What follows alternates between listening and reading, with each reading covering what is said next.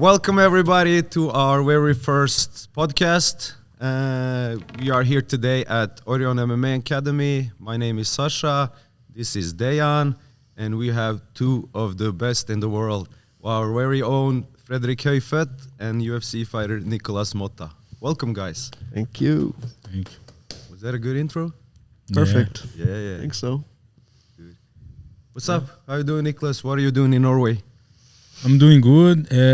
I came to Norway because I met you and Ivana at the UFC PI in Vegas, and I always liked you guys, and we keep in touch. And I had a big fight not too long ago, and now I have some time that I had a big fight, and now I had to take off for a little bit. I was dealing with an injury, and I always wanted to visit Europe, so now I came, and because it's a big community, the MMA community, and since I used to train in Brazil, I was in a big team in Rio, and fighters from all over the world, especially Europe, would come to our gym and train, so I made a lot of friends there, and also in the US, I made a lot of friends that live in Europe, and some friends, they own academies here. Then when I made a plan to come to Europe, I started texting my friends that live here, and luckily the first ones that say come true was you guys here in Norway. And my first impression of Europe was Norway, and I don't want to leave fast. Like I'm staying for a little longer because I really enjoy it. Yeah, good. It's nice to have you here. Yeah, the plan was like, Nicholas is going to come for a weekend or so, do a seminar. And he came, and you came, and everything was good. We liked you, everybody liked you, liked Norway. And it was like, just stay for a couple more days. Fuck it, let's go. And he liked it. So soon we're getting him a Norwegian citizenship. I don't think they'll let him in. Not for long. And I'm going to have so many citizenships. Yeah. So, let's talk a little bit about that. You're Brazilian. You grew up in Brazil. And later on in your career, you moved to US. And take us through that. Like, how did you came up for Brazil? How did you end up in UFC and America?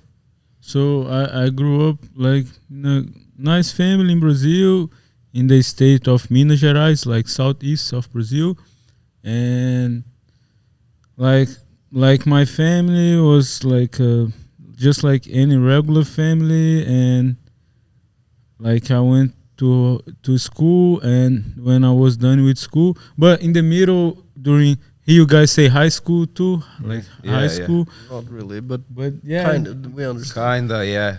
Yeah. So when what do we say? We say videre. I know. We don't. It doesn't translate. That Yeah, it's between 15, 16, 17 years old, something like that. But then like when I was a kid, I was into sports really early. When I was 5 years old, swimming and stuff. But it was because I had asthma, and when I started doing swimming school, it cured my asthma. Then after when I was 7, my mom also put me in capoeira, the Brazilian martial art. I did that for a little bit. Then that's it. Then when I was 13, my friend mom's, I think at my hometown that is it's almost like an island, and have a place that you can run and walk. And she was walking, she saw a jiu-jitsu academy, and she was like, oh, I like that. I think you guys should go. Then I went to jiu-jitsu, but I didn't like jiu-jitsu so much. But then after I had the opportunity to start doing some kickboxing, then I really loved kickboxing. Then I was training both, but I just fell in love with the sport, and I felt that I had some talent, and was so good. It made me so happy to train every day, and watching watching fights and the big names that we had all over the world, and was so excited. It was so exciting to see that. 13. Yeah. When you started the kickboxing, you were 13? 13. Yeah. And then I started watching a lot of good fighters, and a lot of fighters from Europe, like the Dutch kickboxers and everything. Yeah.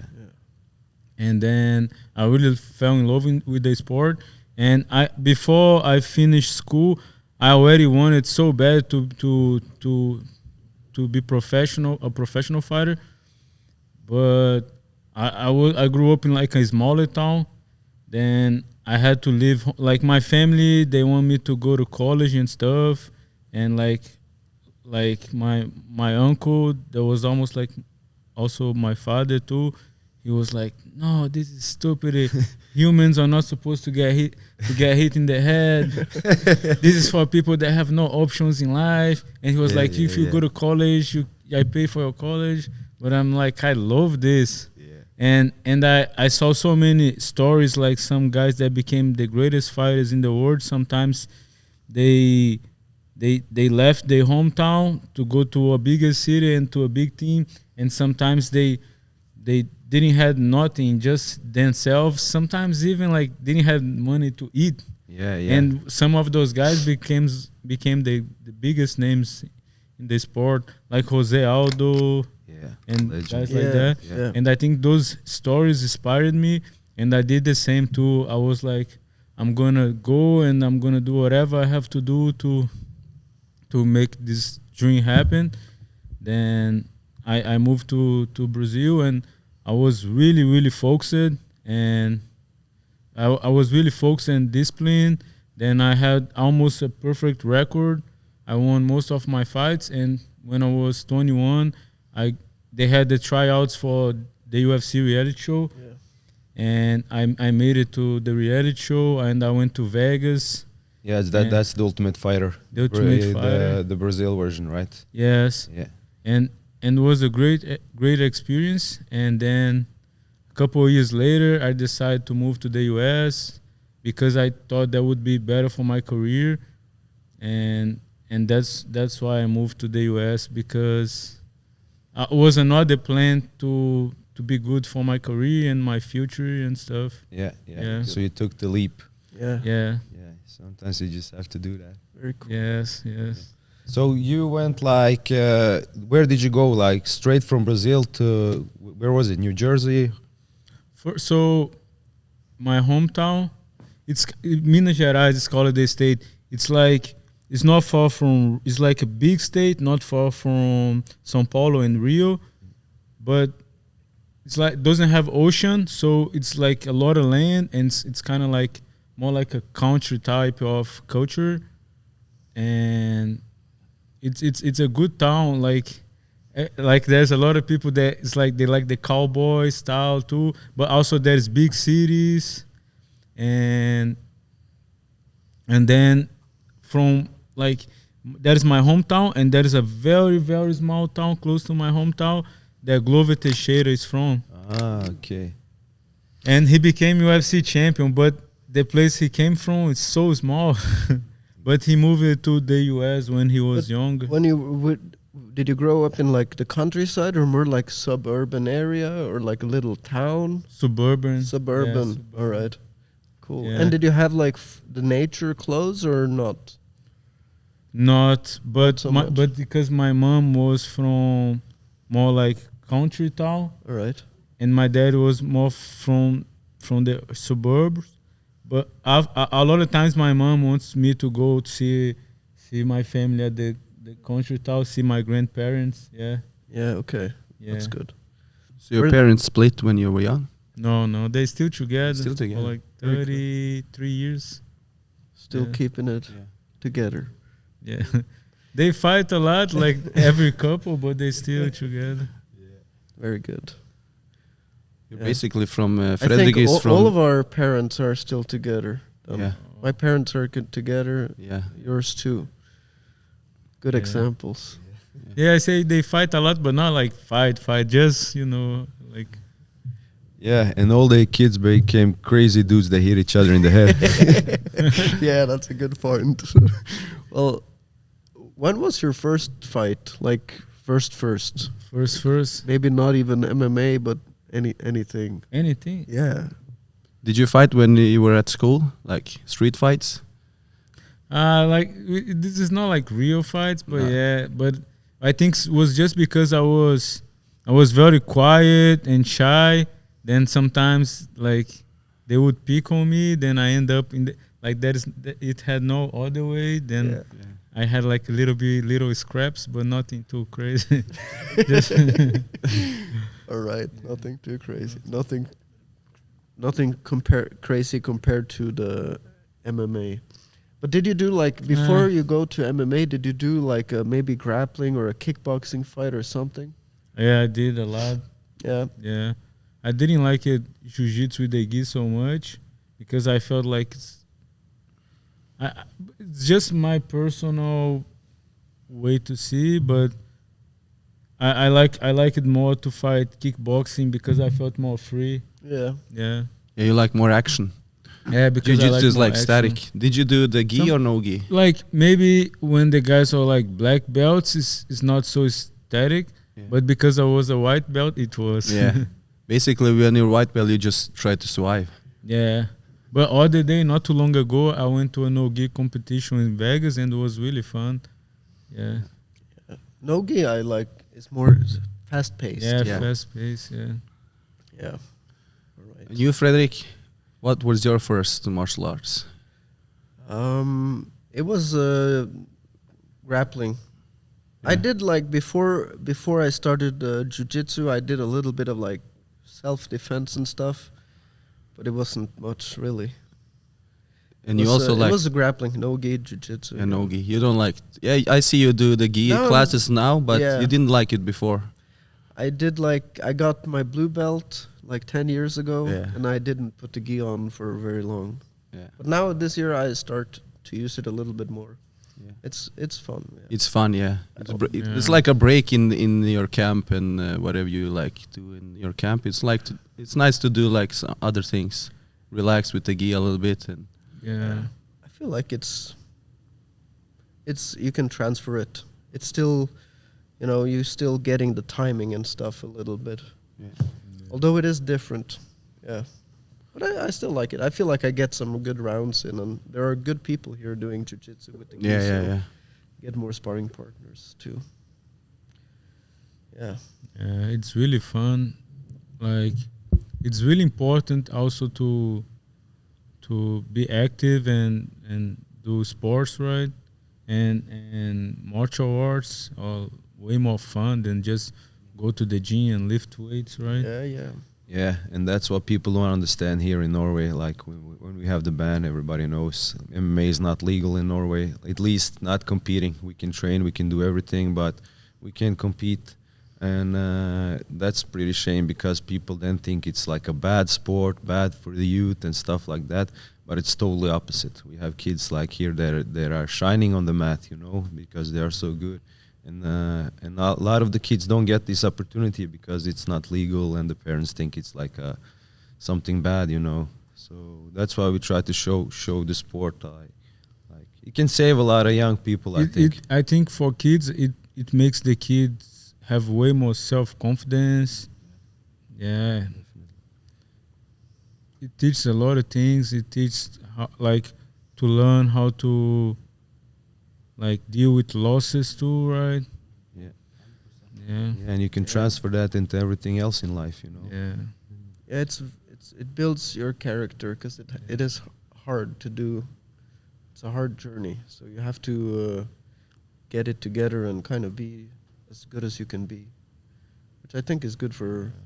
It's good for personal development. Yeah, Oh, so much. especially the new generations. They They like need- it easy. Everything's Yeah. supposed to be easy, So it's good to have them sweat a little bit on the mat. One of my favorite fighters, Eddie Alvarez, I watched a documentary about him, and he said something that was really cool. And he was saying I try to live my life the way I fight. So if I don't give up in life, I'm not gonna give up in the fight. And maybe that's something that is good for the kids too, because they learn how. Because like fighting, it's like life. Like it teaches you to don't give up and keep working and keep pursuing your goals. And sometimes things not gonna go the way you want, but you gotta keep going and learn from your mistakes and improving yourself. And I think that's why fighting and martial arts is good, and competition is good too, because sometimes they want to say that competition it's not good, but it is, because it makes us always try to improve ourselves and be better. And also, like you say, having things too easy sometimes it's not that good. We need some challenges, and we need to learn from mistakes, and that's how life it is. Never gonna be perfect, and we gotta keep going, and it's good also to learn to be stronger, and don't let things make us like feel bad for ourselves, but always keep working towards something, and doesn't matter how many times we fall, we keep coming back and improving ourselves as humans, right? Yeah, it's very good. It's with sports, it's very honest. You know, like sometimes in life, maybe you get ahead, but you're not. Maybe you don't deserve it. But in sports, it's like there can be luck as well, but in general, there isn't luck. It's your skills, Yeah, you have to and earn your it. determination, and your attitude, and all these things that will get you into good positions. Yeah, 100%. So I think, like we're talking about, like younger people and kids.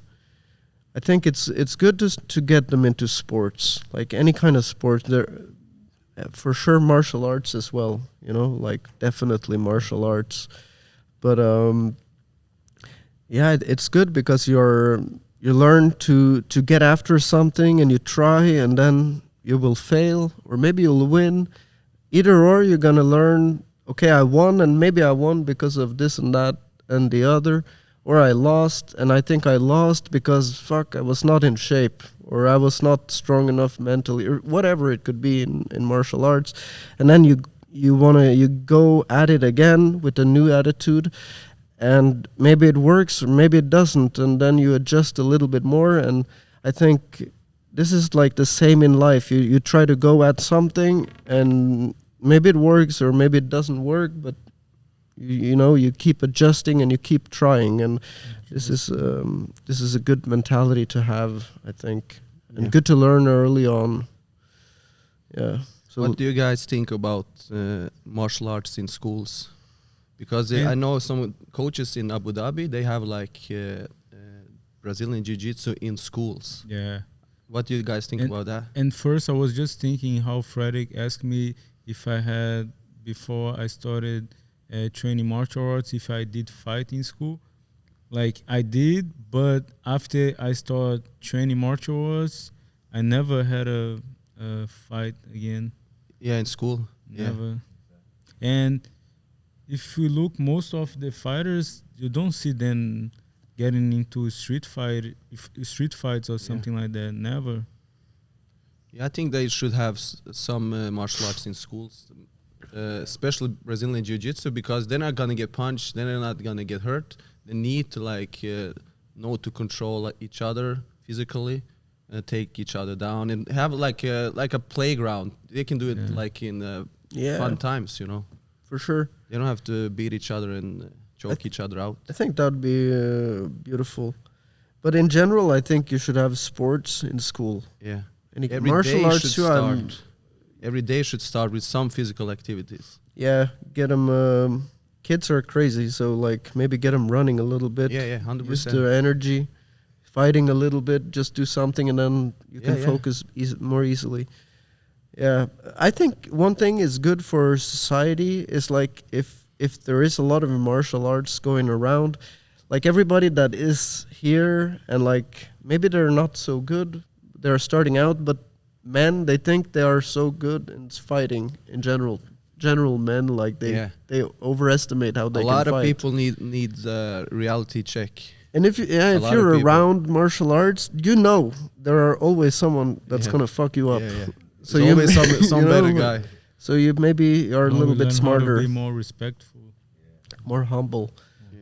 Maybe you keep this in your head when Yeah. you're about to fight some guy. Maybe you don't know what he knows.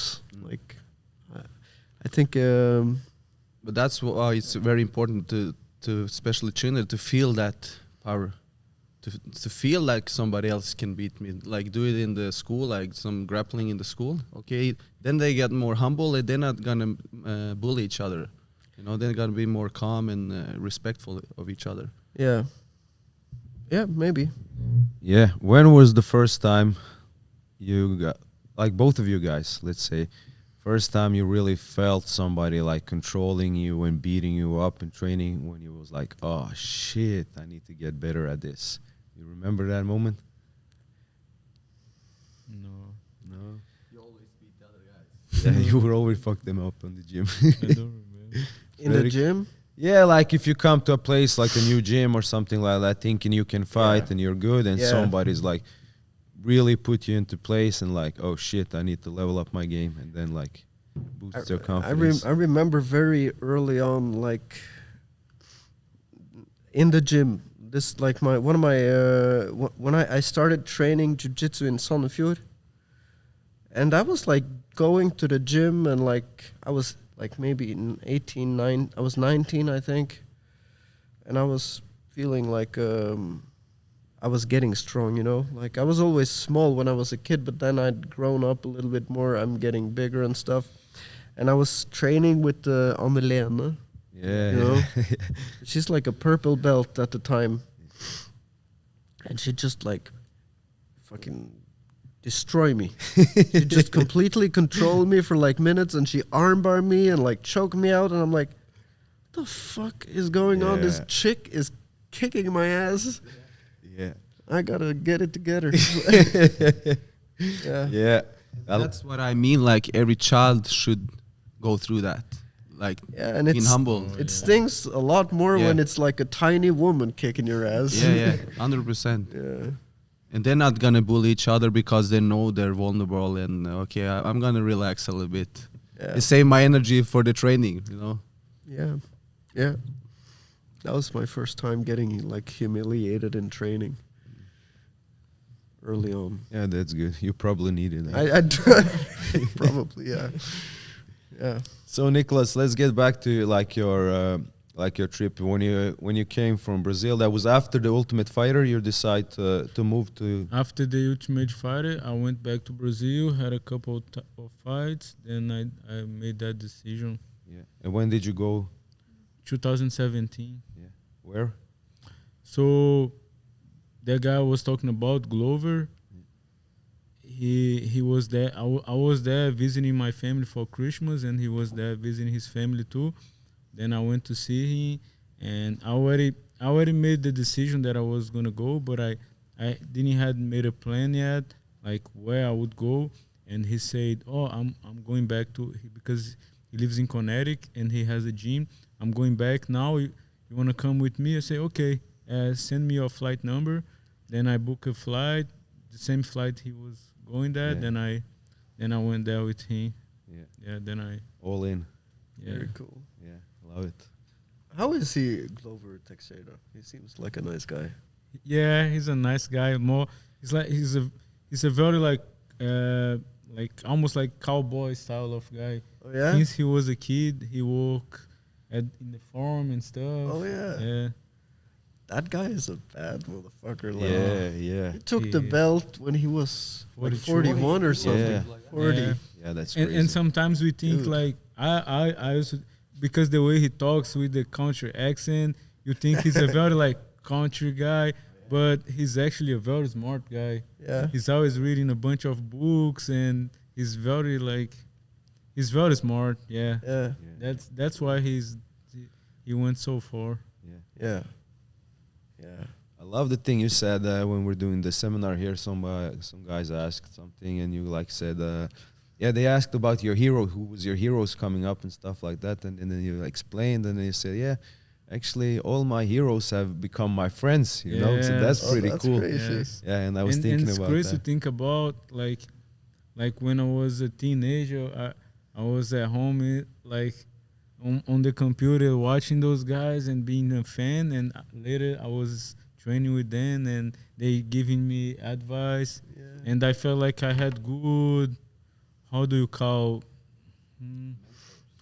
good mentors, and that's why it's important to be humble and be humble enough to learn, and like when you guys talk about being beat up, like since I was young, when I went to a big town, a big team to train, I would respect everyone and be nice. So all those guys always would like teach me stuff, and I would get better. Yeah. But if I was arrogant and stuff, that wouldn't turn out so. No, they'll probably beat you up. Yeah, you get a lot of those guys coming up and thinking they're the biggest lion in the house, and they get put on their place. Yeah, that's always been like that in martial arts, and that's the most beautiful thing, you know. Yeah, but I notice when I meet you, have very nice energy, calm, and like you seem very humble, and like it's easy to like you. Yeah, it's a good attitude. I felt the same thing. Usually when I meet fighters, it's the opposite of what you think about fighters. They're very calm. It's easy to talk to them.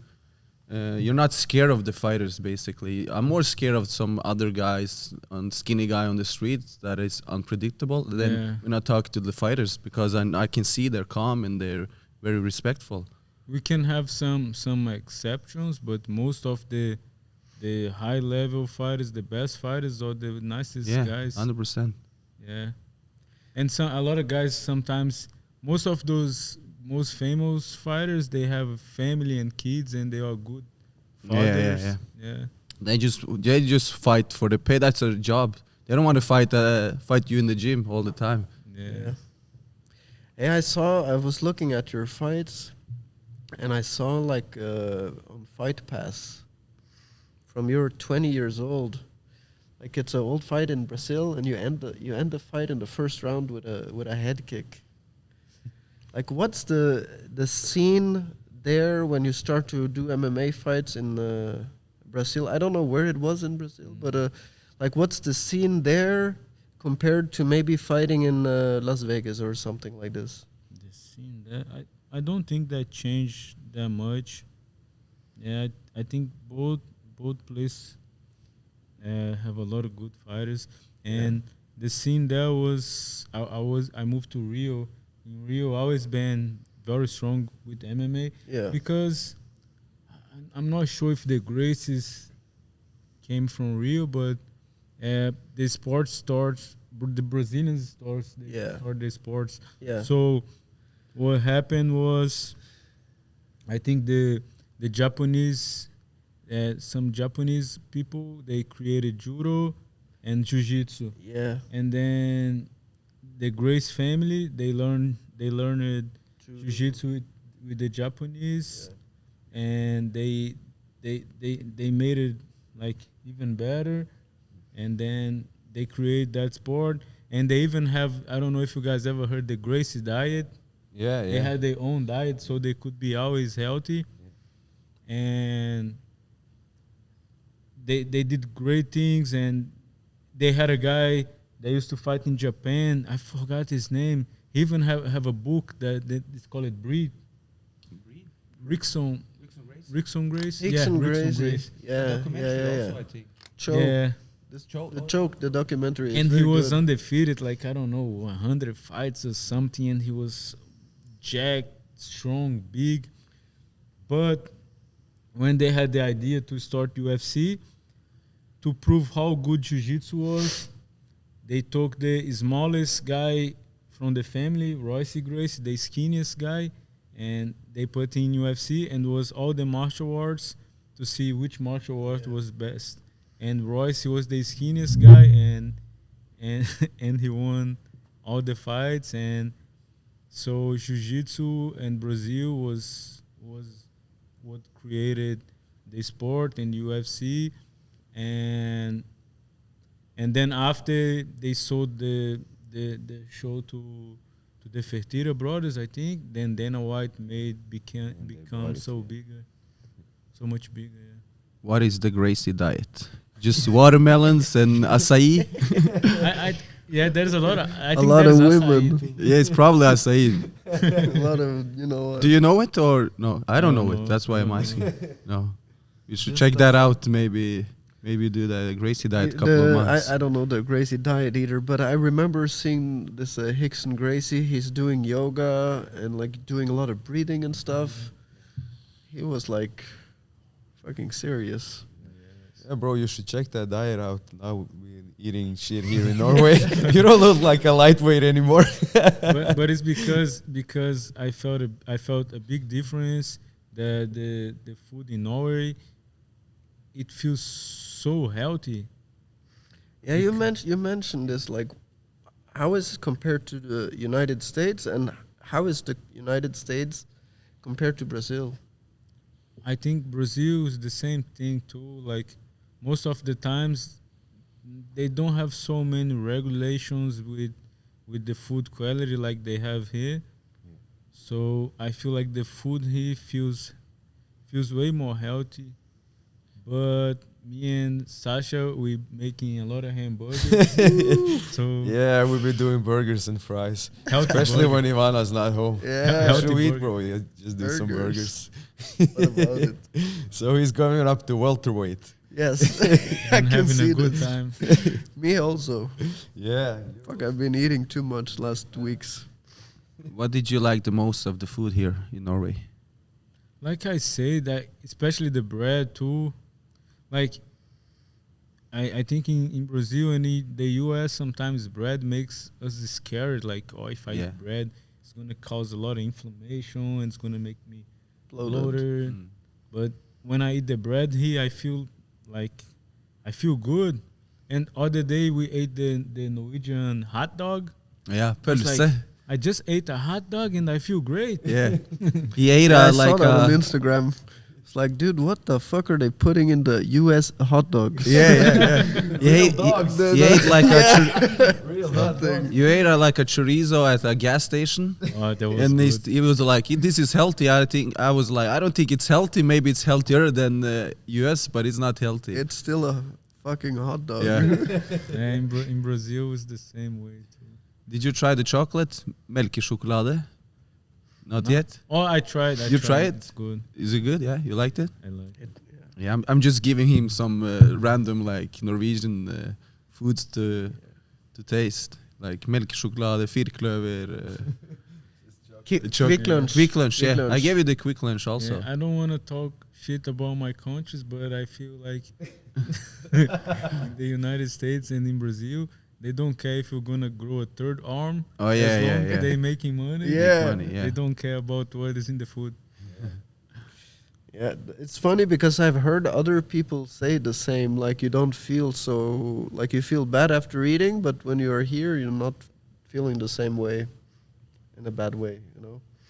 I don't know what it is, I but don't know. I feel like sometimes in the other places, the same things I ate here, if I eat there, I feel like, oh, I don't want to do nothing. But here, I feel like, okay, I'm good. Let's go to the next workout. Yeah, yeah. Yeah, maybe the they're food quality here is putting like they're putting like pesticides or some kind of chemical on the, I don't know. To last longer. I don't know. Maybe to kill some insects. I don't know. In the U.S. is a lot of corn syrup and sugars in food. But here, there's a lot of sugar too, right? Here, Yeah. yeah, but here you can. I think it's easier to eat healthy here than other places. When we travel, it's like in the U.S. It's easy to take. It's the fast food. It's cheap. It's everywhere. But here in Norway, I think it's much easier to eat healthy. When you go to the store, you can pick up the healthy food very easy. You can see what is healthy, what is not. I think in the U.S. it's very confusing what is healthy, what is not, and even the bread, even though it looks healthy, it still feels like it's very heavy and full of sugar and everything. Only if we buy the healthy that they put in the fridge. That is one. I forgot what's called. like those icon meals and stuff. You think about that? No, it's I forgot what's called, but it's a bread that has no preservatives. Okay, yeah. What is your like diet Do you have any rules or anything? What do you like eating when you are training, like normally? You know. Before, like for breakfast, I used to like to eat more oatmeal Yeah. because I always was afraid of bread. Oatmeal, and I tried. I always also try to avoid like cow milk. Cow milk. Yeah. Yeah, but I don't know. Like I don't know if it's because like in the countries I'm from, the milk they put too much preservatives, or maybe if I drink a milk from that is 100% natural, maybe it's better. Yeah. So I kind of felt like it would be better for me to drink like almond milk and Some people they don't react well to milk. They go Yeah. to in Asia they don't like it a lot. I think. I don't know. I'm not lactose intolerant, but I always thought that maybe almond milk would be better. Yeah. All right. Do you like steaks and stuff? Or? Steaks, yes. He's from Brazil. They have a good steaks. All right. What do you miss the most about Brazil?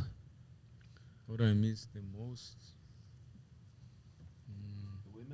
The food's good. The food is good. Yeah. The food is good. All right.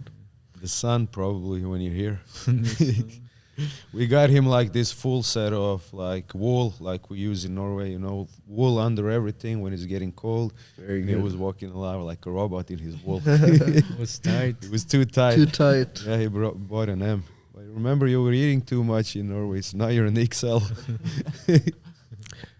And I was thinking a little bit about your road to UFC, and you won your before like Contender Series. You won a belt in Cage Fury, right? Yeah.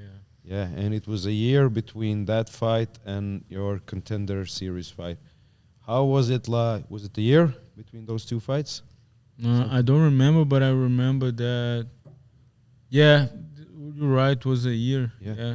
How did you feel like, okay, now I'm getting the shot, the fight in front of Dana White. If I win this one, I'm getting my dreams fulfilled. How was the process going into the Contender Series fight? Yeah, that's very important because we know on Contender Series is about performing well, and Dana White has to like all fights, and that's how it was. I had to put on a show, and it's everything because it's like a show. You're like a musician performing. Yeah. So they care about like if you put on a good performance, even like after in the interview I was talking a lot for that reason to show them that I'm a good product for the promotion too. Yeah. Yeah. Yeah. Exactly. That guy you fought in the Contender Series, he was pretty tough. Oh, so 'Cause tough. you hit him with some bombs. Yeah. Yeah. His name He is took it. Joe something. Laurie. Laurie, yeah. He's from Philadelphia. Like Cool guy. kind of like Irish descent. Oh, He said, yes, yeah. Irish descent. Yeah. It was tough. He was tough. Yeah. Yeah, I saw the fight. It's like he could take a punch. Yeah. Yeah, I saw a list actually, like a couple of lists, and you were on both of them, like the biggest scrappers in UFC, like those who like Yeah, to there fucking was- fight, and your name was on After two of the those last lists. fight. Yeah, people Yeah, love yeah, to see you scrap. fight. Yeah. And then you get your like after the Joseph fight, you get your contract. How do you feel? What's the Oh, plan? Yeah. Was the first time that I couldn't sleep after the fight, like, and was no stop like messages on my phone. It was so nice. Yeah. It was a great feeling to finally make to the UFC because in 2015 I didn't make to the UFC, and it was really hard for me, especially because I was so all in and focused on that goal. And it was really hard to deal with that. But because I was 21, I don't know if I can say a kid, but I wasn't mature enough, and and I got almost like in a state of always complain about the past and like being too hard on myself, and it was a hard time. Then later, now as an older guy, I learned how bad it is to be stuck on something that happened in the past, and I learned how to appreciate more the present and look around all the good things that we have in our lives, and I think now I know how to live better. Yeah. You gave before I met you. I knew you were coming because I was talking to Sasha, and we were going. Went to Denmark, and I had the fight there. It's like a few weeks ago, and you sent me a message. It was like the day before the fight, and you tell me like, I don't remember exactly, but it was like, don't worry about the result too much. What's gonna happen? Don't think about this, but like think about, try to enjoy it. Basically, it was written in a certain way. I don't remember, but I think about this, and I'd heard it before, and I thought it before, and I kind of did that in the fight, like, and it helped me out. You know, it's like it's better mentality to try to have fun and to not be too caught up with the fear and like. Feel so much free, right? Yeah. More free.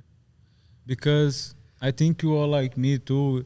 We always like thinking about like our future and stuff, right? Yeah. Yeah. Yeah. But sometimes you gotta have a balance.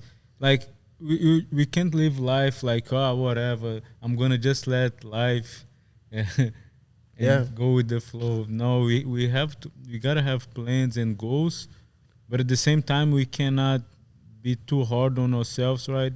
And we gotta like be present, right? It's probably a good idea. It's hard to sometimes hard to follow, but yeah, you can put as much plans as if you want, but life has other plans. So Because you just gotta go with the flow and do the best of it. For many years, I didn't live my life so well because I was so like, oh, I need to make to the UFC. I need to get to a big promotion. Like I was, and I almost was never enjoying. I was always like too focused on the future and stuff. Yeah, and that's not healthy. Yeah. It's cool that you say that because a lot of fighters are like that. They put too much pressure on themselves. And if they don't perform, they like, fuck this, I don't want to do this, I'm not good enough and stuff like that. And I think that's why, like we said, after you got signed, took me a year to fight because I was being like that. Yeah. And I had to pull out. I ended up getting injured and had to pull out from one fight. That was gonna be against Damir Hadzovic. Yeah. He lives in Denmark. Denmark. He's Bosnian, but he lives in Denmark. And that's what happened. I was stressing out too much. I was too heavy. Then I ended up like getting hurt and stuff.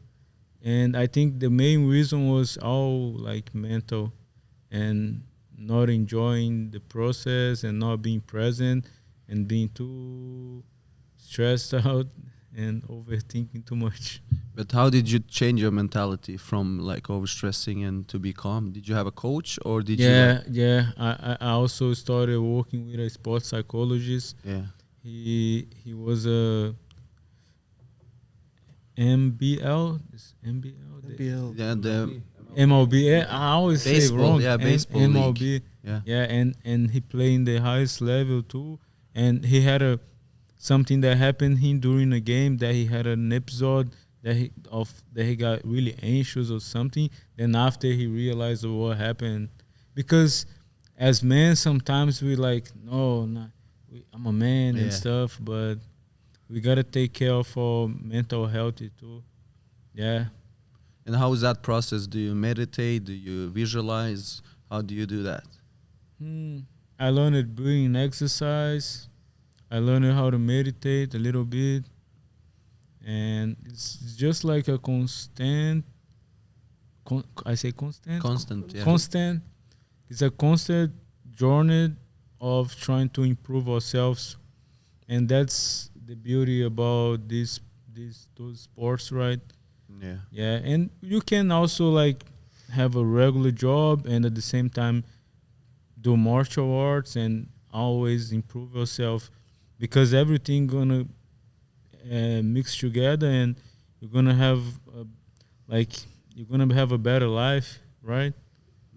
Do you have like a schedule when you do the meditation, and or do you just do it when you feel like nervous or whatever?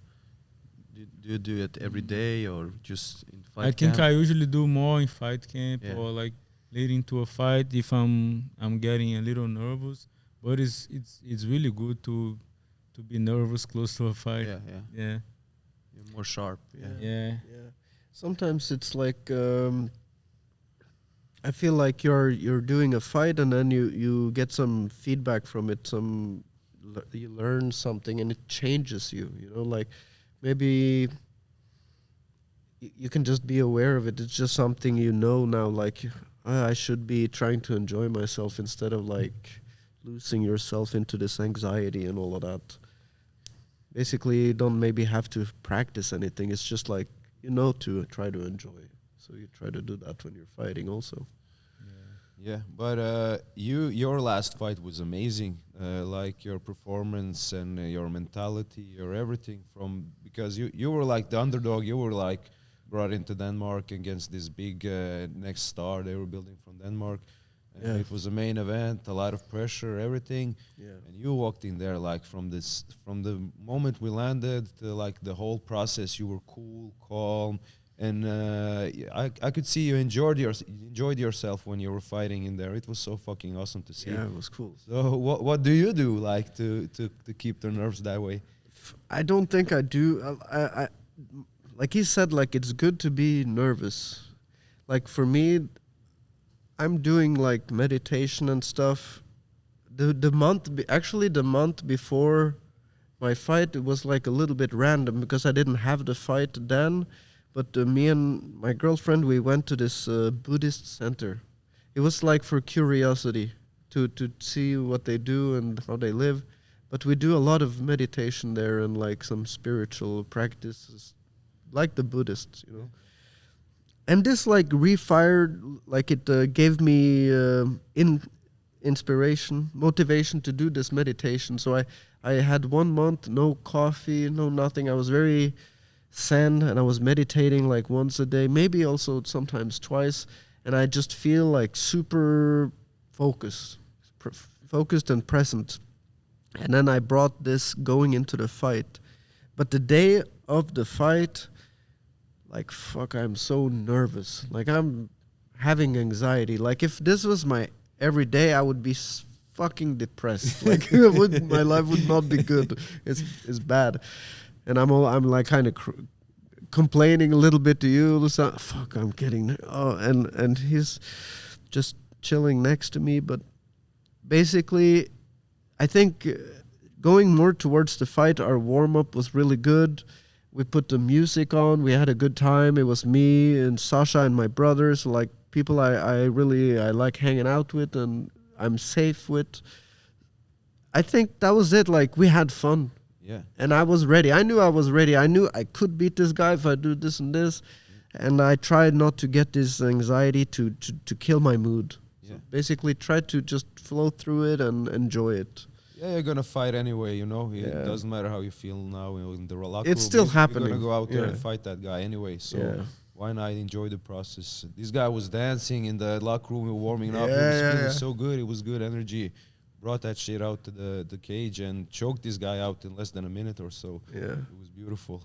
It was booing us when we go Yeah. in. Boo, fuck you, Norwegian guys. Yeah. And he was just smiling, walking in. Spoiled the show. Yeah. So fucking That awesome. was fun. Yeah, yeah. That was good. Yeah. So, Nikolas, now, for the people who don't know, you had this crazy fight last time out in Azerbaijan, in Baku. Yeah, you guys got a double bonus for that performance. Really deserved it. That was crazy fight. And that's what gets people to love this sport when they see like toughness like that and just beautiful. And talk us a little bit through about that, the emotions you went through being in there and just letting it all out. I think was my best fight because I was I was really happy and healthy, and that helped me to push the most, and that's why I was feeling so good. And yeah, was my best fight, and we never seen like some. I always wanted to earn one bonus of performance of the night. This time I earned it two, Yeah. and I lost the fight, which is even Yeah. crazier. But like losing a fight like that, it's like nobody cares. Yes. Everybody loves you Yeah. anyway. People taking pictures with you. Yeah. You said like you had the Yeah. best time when you were there, even though you lost the Yeah, fight. But you I gained had so much Yeah. I more. had like 14,000 people booing me. Then after the same 4,000 people, 14,000 people, the same people that was booing me, they became my fans after. Yeah. And it was so cool, like the respect, and that's something good about martial arts too, is the respect. And I think it's good to have honor and respect, and I think this is all really good values. Yeah. But also, when we get to this highest level, that is the UFC, we cannot let our emotions lead us. And even though it was an amazing fight, I was really happy and excited and present. For a moment, I wasn't. Maybe for a moment, I let myself go a little bit with the whole crowd, like 14,000 people screaming, and Dana White right next. And for a moment, like I got too excited, Yeah, yeah. and I think I lost because my opponent, he was more calm and patient. So fighting is not just two guys like trying to beat each other, but it's sometimes like a chess game. Not sometimes, all the times. Yeah, yeah. Yeah, yeah. But it's So- still a fight though. And you're landing like a 70 punch combo or so. That was crazy. That was Yeah. fucking That was insane. crazy. That was so awesome. And he was almost out of it in the first round. And we always like each other. We always saw each other at the PI in Vegas, and we always talk, and we always respect each other. After I won a fight, he came and congratulated me after he won. So we had no hard feelings for each other. We almost like, not like close friends, but almost like friends. Yeah, yeah. And at this time when I was throwing all those punches, I hit him in the body, and I could hear him loud like, and instead of quitting, he just did this and kept coming towards me like, and I was thinking, oh, you're really tough. Yeah. And I want to say it. I was gonna say, bro. Then after he hugged me, and I want to say, then bro, you really tough.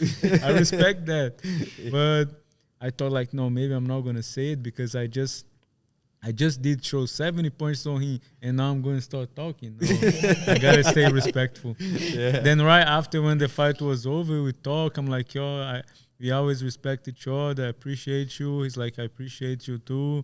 Yeah. And That's beautiful. and after we celebrate, like we earn a bonus, two bonus Yeah, in you one got two night. bonus each. And like for like we needed each other to make that happen. Yeah. I couldn't do that by myself. It's almost like we need each other to make that happen. Exactly. Yeah. So we don't see each other as enemies. We saw like you was necessary. Like we, Yeah. We both needed each other. yeah. yeah, exactly. So And that's everybody a good needed that understanding. fight. That was awesome. That was a cool Probably fight. gonna be the fight of the year as Yeah. well. Yeah, that's awesome. God damn. That's cool.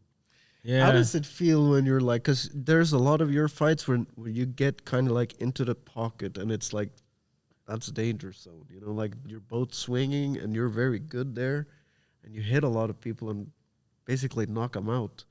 I think How's that feeling when you're like right there? I think I try to stay tight and like show things like perfect, like Yeah. make tight and perfect movements. Yeah, Something Do like you that. ever like, you know, when you're standing there and you're throwing these punches and like maybe you knock them out, you're like ever like, whew, or how does it Yes, feel? yes, Yeah? yes, yeah. Yeah. Good thing I hit him before he hit me, right? Yeah. yes. Yeah, that's crazy. It happens in a split second, so That's you it, never yeah. know what happens in there. go both ways, But it's awesome. And also like a few guys you're fighting, they're like kind of big, like it feel good to punch someone that like they're bigger and they just fall over. Or you like that, knocking people out? How does it feel? Look at that smile. Of course he like. Look at his record. He knocked out a lot of people. Yeah. It's what the fans love to see, right? And it's cool. Yeah. Yeah. Like beating a giant. Yeah.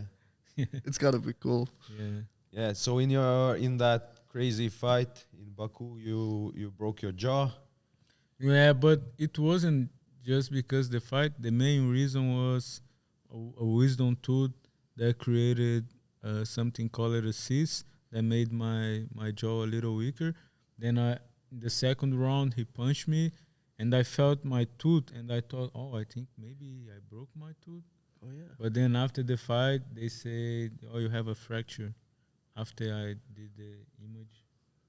Yeah, because after the fights, we have to go to and check everything. Yeah, like medical checkup. And then you had not one but two surgeries after that fight. Yeah, because the first surgery I had to put something, and the second surgery I had to take out the wisdom tooth that caused that problem and clean where the cyst was.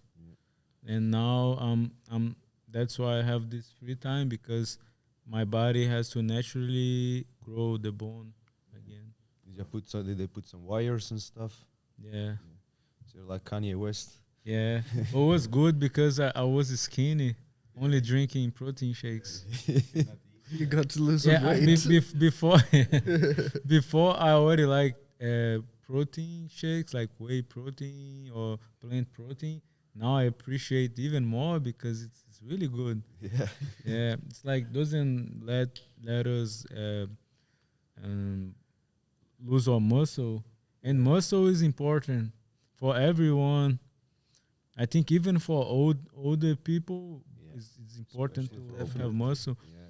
Also, like creatine, like even our grandmothers that don't train or don't do anything, they should take creatine because it's good for our brain, right? Yeah. They shown that like those should be later training studies a on little creatines. bit too. Grandma's out there, get it together. Who say that has a?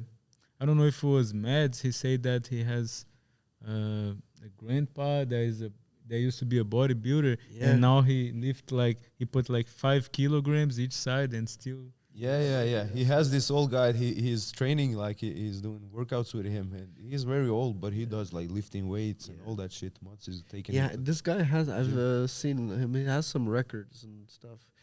Yeah. But now, even though he only put like 5 kilograms each side, he still goes. Still working out, bro. Still working out. All right. I don't know how to phrase it, but like basically, from what I understand, you like to eat.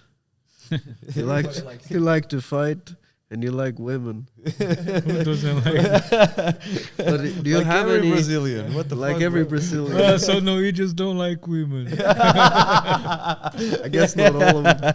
What do you like? That isn't do you like any feminine stuff? Like that's like some manly stuff.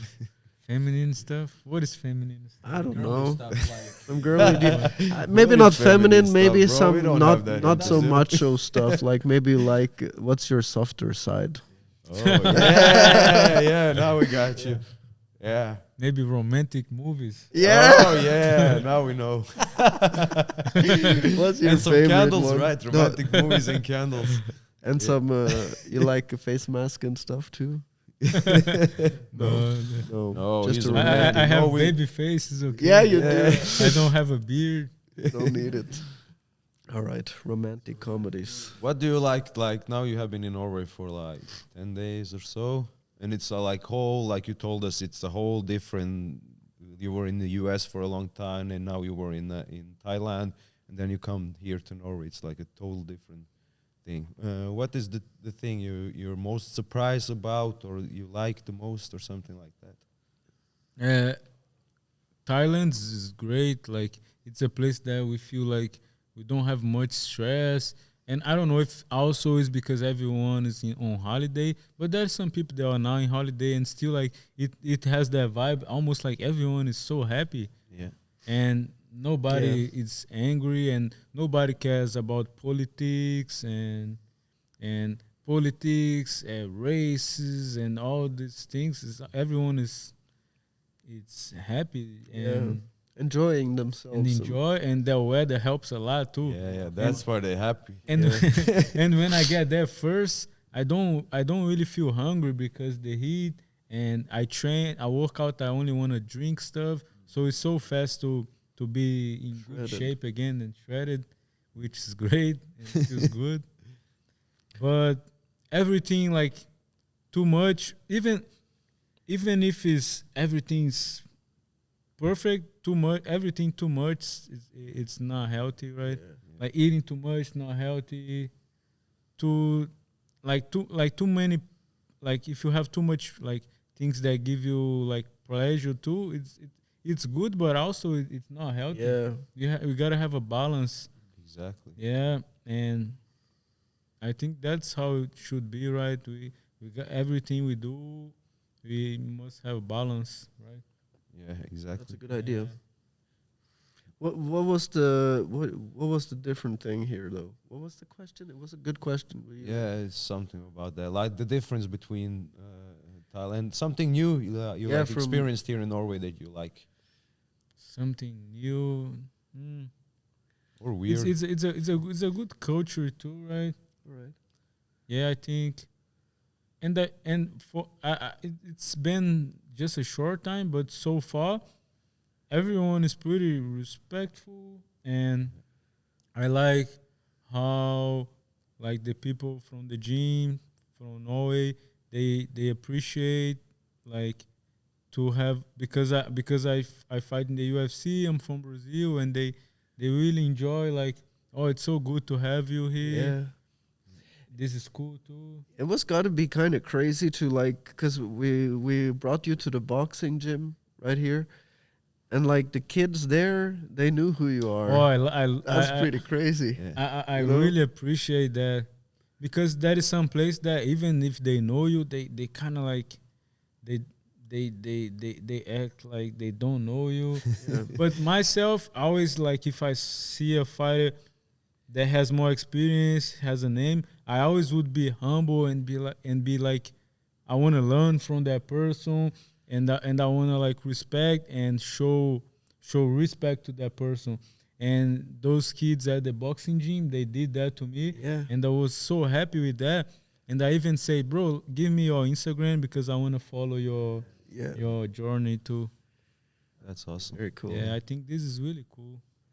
Yeah, I know. I was looking at it from the side, and I thought like that's got to be crazy. Yeah, but that's not. But like I say, a lot of times there is people that they are not that respectful. Yeah. You get a lot of shit and stuff too. Yeah, we all do, right? Yeah, right. We all do. Okay. Especially on social media. Yeah, I guess people, when they are not in front of you, they talk a lot of shit. Yeah, they say keyboard warriors. Keyboard. Keyboard warriors. But how do you manage warriors. that? Do you read the comments? Do you comment back? What do you do? Depends. Sometimes I would delete the comment. Now I don't delete, because every, how they call, Hater.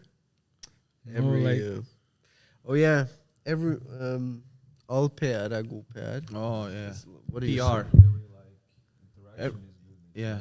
Even if it's bad or good, it's good for you. even if it's bad and good, at least like it's Talking about you, right. basically. But I remember I used to hang out before I was in UFC. I used to hang out with a UFC fighter that was a big name, and he told me, "Yeah, you gotta be ready, because when you in UFC, it's gonna have a lot of people like that.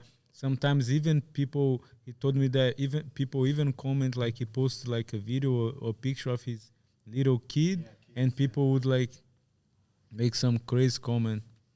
But for me, I'm dealing pretty well with that. And sometimes I even enjoy like to answer back, like and and making jokes, like shut up, nerd. Very good. Yeah, you're gonna get that anyway. Either you win or you lose. It's always some people there that wanna hold you down, you know. So especially when you lose, they're like, hey, this is their moment to fuck you up even more, you know. Yeah. But nobody And should maybe read that's that something shit that anyway. we have to teach the kids nowadays too, that they can't be like, they can't let just words make them hurt them. Yeah, right. Yeah. Because it's a lot of words flying around now when everybody has one of these in their pockets, you know. Yeah. You can throw out shit whenever you want. Before, you have to go up to the guy if you want to say some shit to him, you know. And that Feeling has this bigger nervous. consequences, so nobody was doing it. So a little bit more respect, right? Yes. Yeah. So what's the plan now after this? When you heal your jaw, what do you want to do? You want to go back to Vegas, start doing camps there, or do you want to do your camp in Thailand? I'm assuming you're gonna fight after the summer sometime.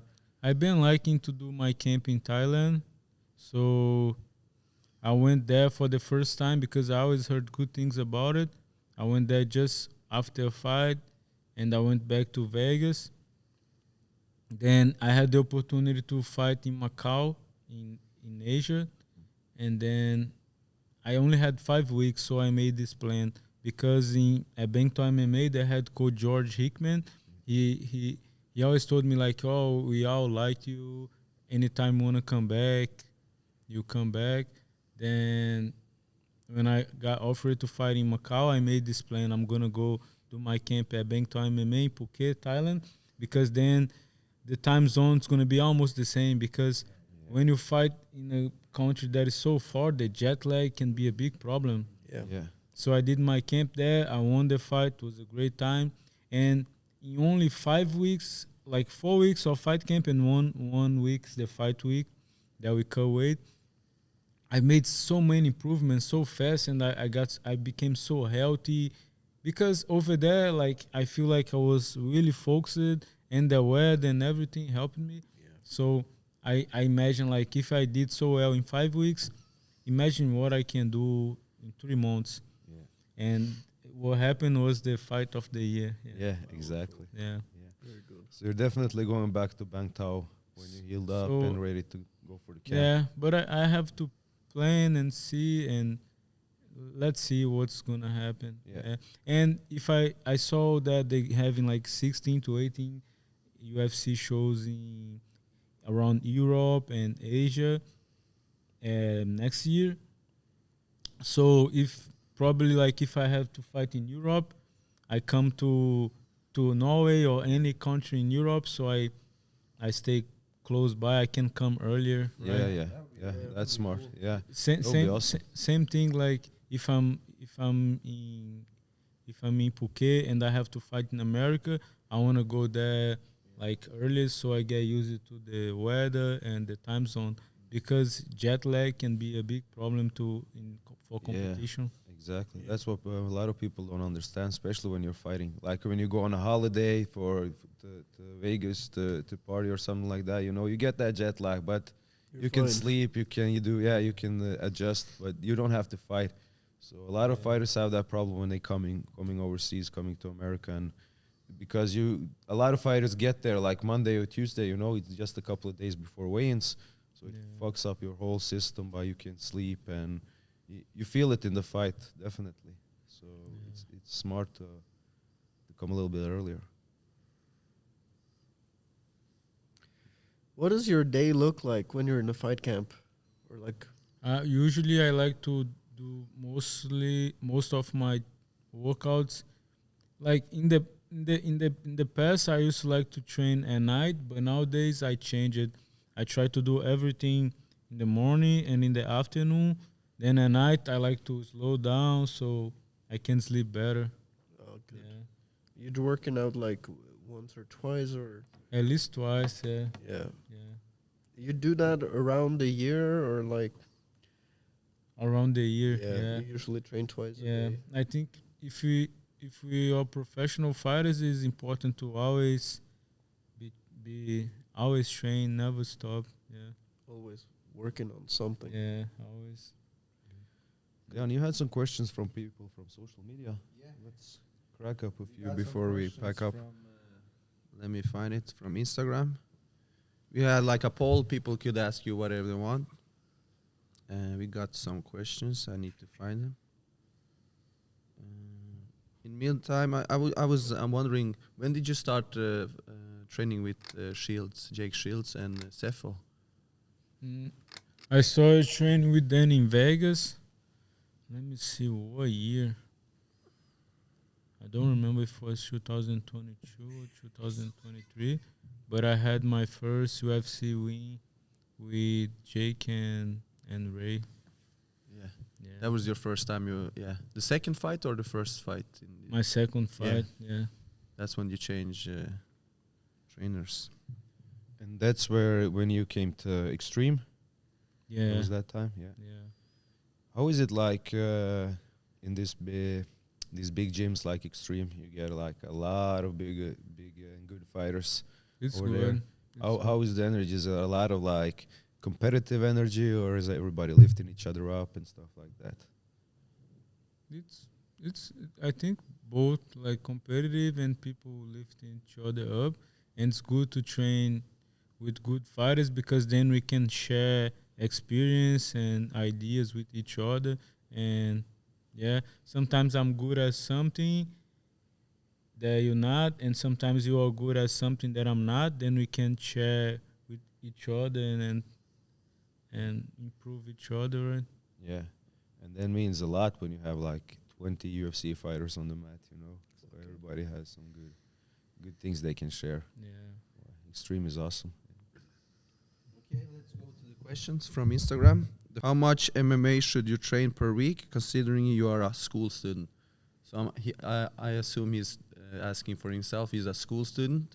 So how much would you train if you have also school on the side? But if he's gonna train only 1 hour, he can train every day, right? Every day? Yeah, if it's just 1 hour, it's not gonna take that much. Yeah. Probably once a day, every day. Yeah, once a day, every day. Yeah.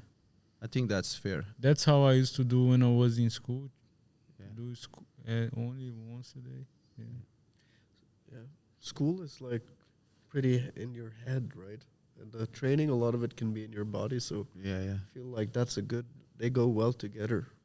And School I don't know training. I don't know if I was talking about that with you, but like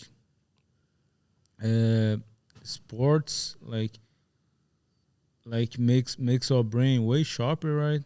Yeah. And Yeah. better, you get better in school also. Yeah. You get more calm in school. You can sit there for more hours. Next, same. What is the difference between fight and sparring? Fight and sparring. It's a big difference. And in a fight, you have to perform in front of people. Sometimes you can't be too hard on yourself. Sometimes you can not do so well in sparring, but in the competition, you're going to do very well because we see a lot of examples of guys that they are great in the gym, but when it's time to perform, they don't do so well. And some guys, they are not good at the gym at all, but when they perform, they do great. And I think it's important also to find like people that you trust to spar, so you guys can take care of each other. It's way better to spar with someone that you trust, because then you guys can.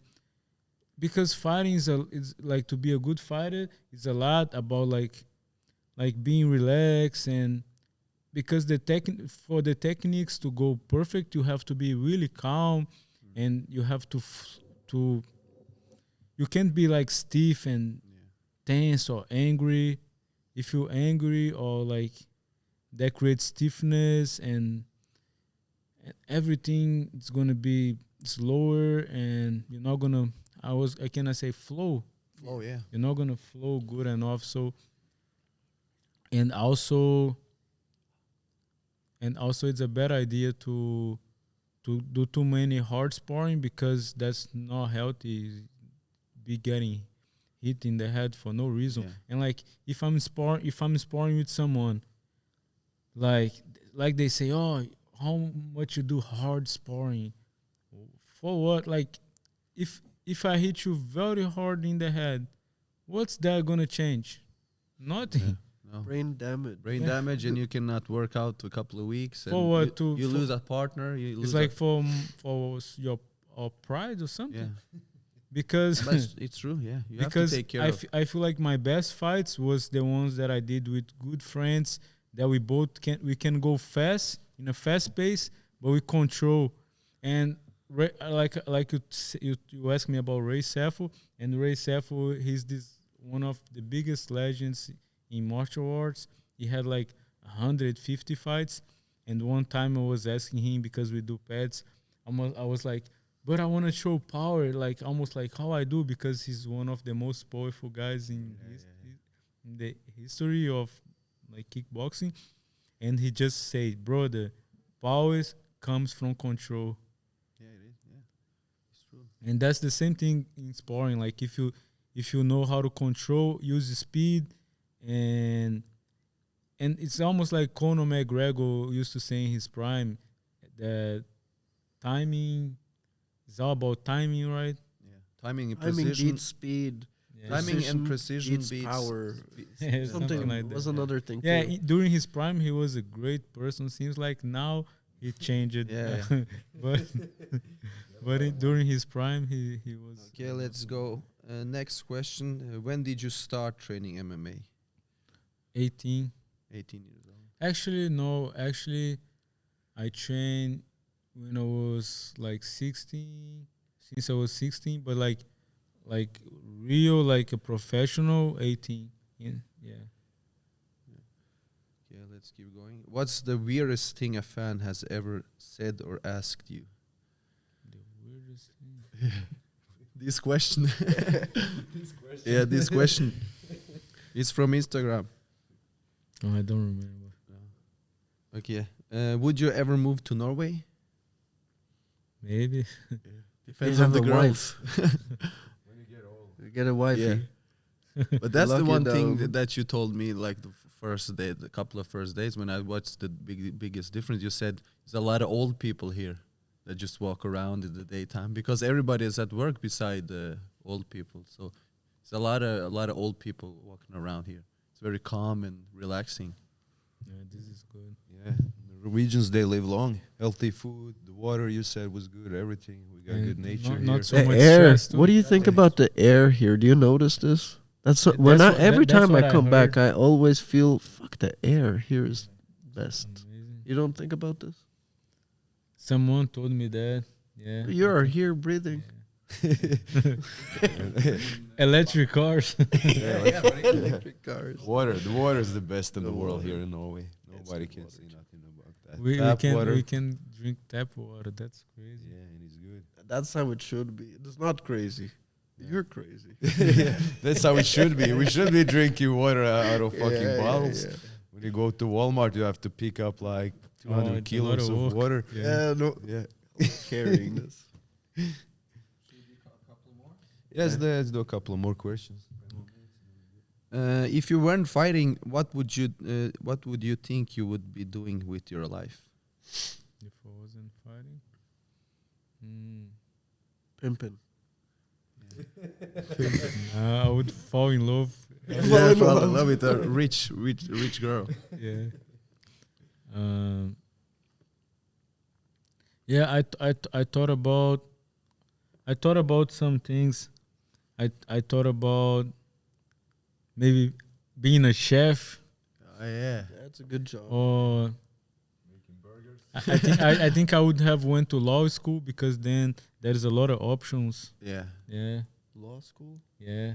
In Brazil. Fuck, that would be so boring, don't you think? No, maybe not. Because So the what kind of glasses. lawyer you? Yeah. instead of fighting, that's I don't see What all would the- you, Fredrick? What would you do? Me? Yeah. Your dream job. Oh, good question. But this when you ask me about like if I was in Brazil, because then like not too long ago before my fight in Macau, I thought about, so like I made great friends in the US and I like it over there. Then I thought like, oh, this fight career is so complicated. It's nothing's guaranteed. Then I thought about becoming a fighter. Oh yeah. Yeah. Then that's one of the reasons why I applied to become a citizen, so I could be a fighter. Fighter is cool, right? Yeah, like Stipe Miocic. He was doing that while he was fighting. I thought about being a cop too, but everyone says that it's not so good, and people don't like cops. You don't want to be a cop in the US. Yeah, that could be dangerous. Because we have to deal with people personal stuff. Yeah, you're always fixing shit and they're not good paid either. It's But better both to of fight. those. Except I don't get the lawyer one, but the fireman, that would be fun. Maybe a cop too would be cool. Yeah, if you do some But- cool but- stuff, but but I- you're basically just dealing with junkies all day. But I say the law is like if I want to go to be a cop or something like that, if I want to already go to a higher position, I need to have a college degree. That's why. Oh yeah. Oh yeah. You have? No, No. because You could get. I turned pro when I was 18. Yeah, you're right. Yeah. You left Yeah. hookies at college. You did not Yeah. listen to the uncle. No. Ask Then him. You call him now. Hey, you still paying for that college? Yeah, when I finally made a good person in UFC, he finally respected me a little Yeah. bit. Yeah. Finally. Yeah. Did it take time for like family and friends to accept? Like you were 18 years old, and you tell your family and friends like, "Fuck it, I'm going pro. I just only want to do this, nothing else." Were they thinking, "Oh, this guy Nikolas is crazy," or were they like supportive and "Let's go, you can do it"? Something. Only I think my mom supported me on anything I want to do, and my dad was like, "Oh, I see that he really loves this. He watches fights all days. I support." But like my uncle, grandma, they see me like they thought that was just like they didn't like it that. Then finally, now when I started making a better purse, they kind of like, okay. Yeah. Double They bonus stopped changes. seeing me as a Changes things. because before I think they see me as a bum or something. Yeah. What is this bum fighting around? Bum fights? You remember bum fights? Yeah. They had that back in the day when the Yeah. internet was coming up. Bum Fights. fights. They were just filming some bums fighting, Yeah. putting money on it. And fighting most of the times takes like 10 years to start really making money. I remember Eddie Alvarez, he used to explain that. He explained that to me one time, that like he said, you're gonna make most of your money in a like 2-3 years period. Yeah. That can be the case too. Yeah, it is, because you have to do the climb. Like those first contracts, they're shitty money basically Oh, so bad. compared to something else. But you have to get those wins in, get those new contracts, then you can start. And I think those I explained about that in the seminar, right? Like, nobody start fighting thinking about, oh, I'm going to start fighting to make money. No, That's not. no. I don't think so. No. That's not why people get into it. But it's good when you start making the money. Oh, Feels good. It is a freaking cool way to make money. yeah. Yeah. You could be sitting at an office the whole Yeah. day, Being a hating your lawyer. life, being a lawyer. You make a lot more money, maybe. Maybe not you, but lawyers, they make good money, right? Yeah. And this uncle was talking about, he was a lawyer, then from being a lawyer he did, it's almost like, I don't, when you trying to get some work at the government, Yeah. and they have like a test and only a few people can get in. Then he did that, and he retired like working for the federal government. So it was a really good job. Yeah. And I was just, and I became a fighter. Yeah. Yeah. I think you chose the right decision. Yeah. So many more questions before we wrap it up. It's been, it's I almost had. been 2 hours. Maybe you want to go ahead one. You have some? Yeah. We can do I ha- some more, but we don't have to. I have a. I thought about like your first fight in the UFC was with Jim Miller. Yeah. Oh, yeah. This guy has almost 60 fights now, and he's been there forever. Like how was it to fight him, and how was he like? How is he? Did you get an impression of him? What he's like as a guy? He has like he has most of the records. Yeah. The UFC he has. He's a guy from New Jersey. He has the attitude and the Yeah. tough guy, and he was pretty respectful with me before and after the fight. And what happened too was that the two last guys that had beat him, one guy I beat this guy on my first fight in the US, Joe Solecki, and the other guy that had beat him, Vince Pichel, I was laying in his couch at his house.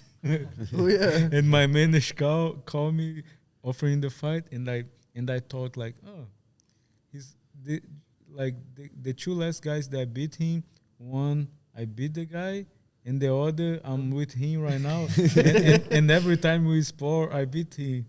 Oh, if he watching that, sorry. No, I didn't beat you.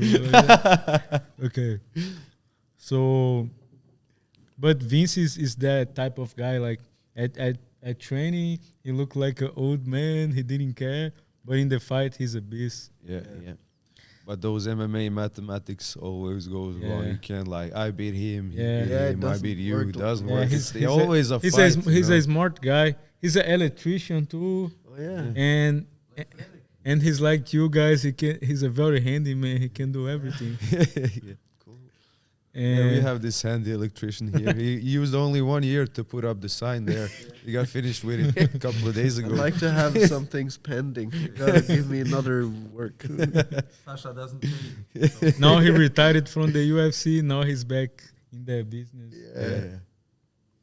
And Do you have any dream matchup you wanna like do the next couple of years? You probably wanna go for the belt, of course, when that time comes. But like in the meanwhile, do you have like a special fighter you wanna fight out of respect, out of hate, out of anything else? I just wanna fight that guy. I felt like I was thinking that Dan Hooker would be a nice one. Yeah. But yeah, That would be a But- scrap. Yeah. but I'm happy with where I'm at on my career, and seems like the matchmaker is really happy. It's really happy with my performance, and I believe he's gonna give me some good opportunities next, and I'm going to enjoy that. And it's really hard to make to the UFC, and it's even harder to stay. And seems like after the last fight, I did something that shows that I'm good for the company to stay. And I think Dean Thomas told me that too. Yeah, Dean Thomas. Yeah. Do you want to like build your career in the UFC like slowly getting to the top, or you want to beat the best guys straight away, so you get like a title shot in a year or something like that? I wanna go one step at a time. Yeah. Build Go yourself back up. to my winning streak, and things can change really quick. That's why we must be always training, always prepare. We always like gotta try to be every day improve ourselves, because the opportunities can come suddenly up anytime. But I think one fight will be good. You against Fiziev. Have you trained with Oh him? yeah, That would be an awesome fight. That would be like a top 5 fight for you guys. So maybe next year, that would be good. That would be a good fight. Yeah. Yeah. Both So guys. call Sean Shelby right now. Listen to them. Just seal up first, bro. It was really a pleasure having you here in Norway at the academy. We have been hanging out for a couple of weeks now. It's been pretty cool. yeah. So I hope you get For back sure, to I'm Norway. coming back, Yeah, and especially during summer. Yes. Summertime here is good. You're welcome. But I'm liking the winter too. Yeah, it's like I was saying, it's like it's good to change things, not Yeah. always the same. It's good to. Change up. Yeah. That's the thing, you know. I People get yeah. caught up doing the same shit all over again. You just need to step out a little bit, go travel, do something else. Just Yeah, it's Figure something out. like for you, you go pretty much all over the world to travel everywhere, and like I did the same some years ago, and I think one good lesson is that you go to many different cultures, and you learn that there's assholes everywhere, but also very nice people. You know, like Yeah. both. There are like some dickheads everywhere, but there's also any kind of culture you will find like really good people. Yeah, that's. I true. think it's a good lesson. Yeah. all right, guys, let's wrap this up. You want to say something more, or we just? Plug your Instagram. I want to say legalize MMA in Norway. Hell yeah! Yes, Good one, I bro. agree with that one. Okay, guys, follow Fredrick Høifødt, follow Nikolas Motta, follow Orion MMA Academy. This was our first podcast ever. We just set this thing up and let's try and let's talk shit. I just had a bunch of questions I didn't ask. We were just flowing and having a good time. So I hope people gonna watch and take some good words from this. And good luck to both of you in your careers, in life, and everything. We'll see each other around. Of course. Yeah. Thank you guys. Thank you. And it was a pleasure to have you here. Really, we want you back. Yeah. People loved having you here. So we're gonna bring you Totally. back again. Well, man. That's it.